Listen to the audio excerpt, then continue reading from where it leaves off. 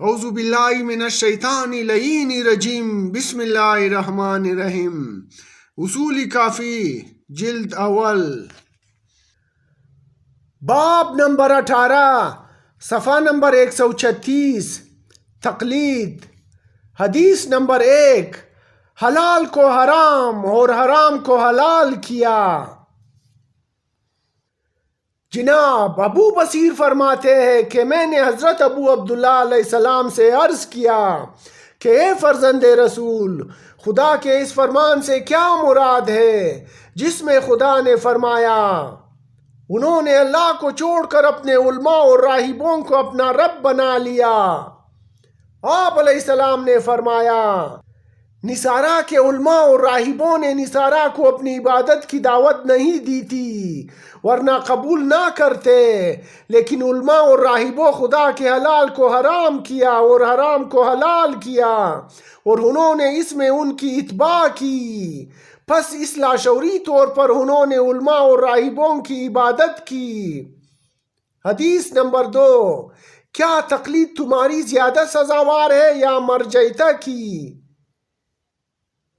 جناب محمد بن عبیدہ بیان کرتے ہیں کہ مجھے حضرت ابو الحسن امام موسیٰ بن جعفر علیہ السلام نے فرمایا اے محمد، کیا تقلید کے تم زیادہ سزاوار یا مرجعیتہ تقلید کے سزاوار ہے؟ میں نے عرض کیا ہم بھی تقلید کرتے ہیں اور وہ بھی تقلید کرتے ہیں۔ آپ نے فرمایا میں نے آپ سے یہ نہیں پوچھا۔ محمد نے عرض کیا اس سے زیادہ میرے پاس جواب کوئی نہیں ہے۔ ابو الحسن علیہ السلام نے فرمایا یقیناً مرجعیتہ نے رسول خدا کے بعد ایک ایسے شخص کو خلافت کے لیے معین کیا جس کی اطاعت خدا کی طرف سے واجب نہیں کی گئی تھی، اور پھر انہوں نے اس کی تقلید و پیروی کی، اور تم لوگوں نے رسول خدا کے بعد اس کو خلافت کا حقدار مانا جس کی اطاعت خدا کی طرف واجب قرار دی گئی تھی، اور تم نے پھر بھی اس کی تقلید و پیروی نہ کی جبکہ وہ تم لوگوں سے زیادہ سخت پیروی کرنے والے ہیں۔ حدیث نمبر 3، انہوں نے علماء و راہبوں کو رب بنا لیا۔ جناب ابو بصیر نے حضرت ابو عبداللہ علیہ السلام کی خدمت اقدس میں عرض کیا کہ اے مولا، خدا کے اس قول سے کیا مراد ہے؟ انہوں نے علماء اور راہبوں کو اللہ کے علاوہ اپنا رب بنا لیا۔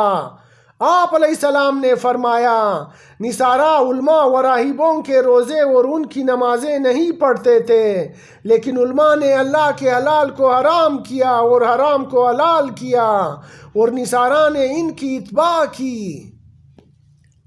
باب نمبر 18، جن کا موضوع ہے تقلید۔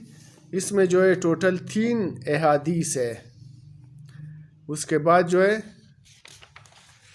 یہ دوسرا باب شروع ہوتا ہے، باب نمبر 19، جن کا موضوع ہے بدعت اور رائے و قیاس۔